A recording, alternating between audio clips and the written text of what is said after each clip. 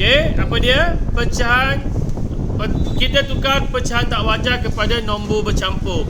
Okey, soalan 1, 7/5. Okey, ini adalah pecahan tak wajar. Nak tukar kepada nombor pecahan nombor bercampur. Okey, tengok kelas. Tengok kita ada 2 cara atau 3 cara. Cikgu tunjuk cara pertama. Cikgu sebelum ni cikgu dah cakap, kalau penyebutnya 5,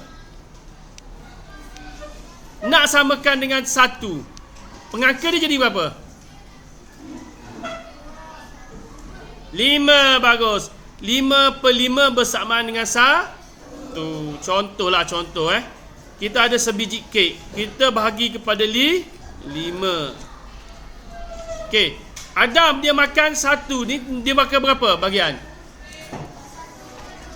1/5. Okey, Adam makan 1/5.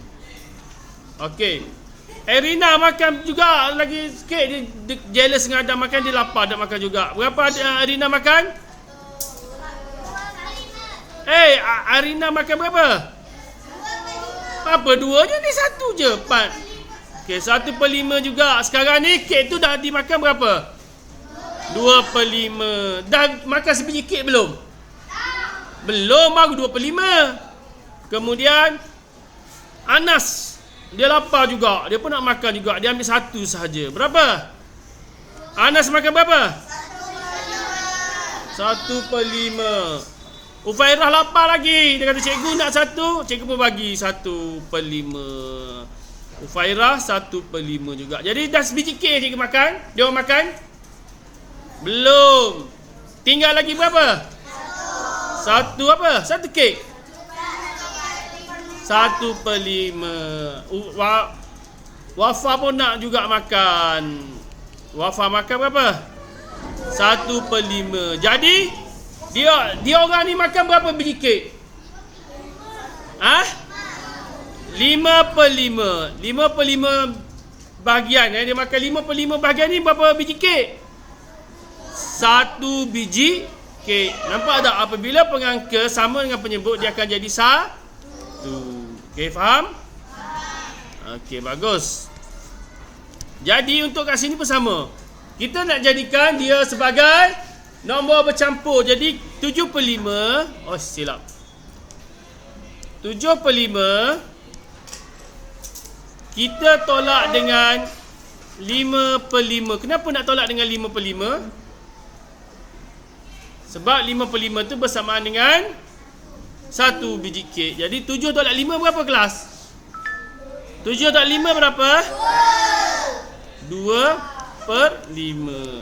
Okey, 5/5 ni bersamaan dengan berapa?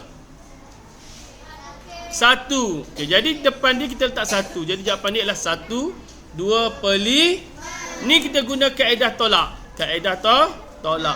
Okey, kita guna juga kaedah, kemudian kita guna kaedah bahagi. Bahagi. Okey, 1/5. 1/5 pula. Nombor 1, 7/5. Okey, macam mana nak buat? Okey, 7. Nampak tak 7? 7 per dengan 5. Maksudnya 7 bahagi 5. Okey, jadi kita tengok 7 bahagi 5 boleh ke tak? Apa pasal tak boleh? 7 bahagi 5 boleh ke tak? Boleh. Kenapa boleh? 7 lagi besar daripada 5. Bagus. Jadi kita buatlah sifir 5. 1, 5, 5, 2, 5. Okey, dah lebih. Dah lebih, jadi ambil 5. Ambil berapa? 5. Lepas tu dia nak buat apa? Tolak. Atas dia tak berapa? 1 1 darab 5, 5. Kemudian tolak dapat berapa? 2 ni sebagai apa? Baki ataupun 2 ni nombor 1 ni sebagai nombor bulat. 2 ni sebagai apa? Penyebut bawah.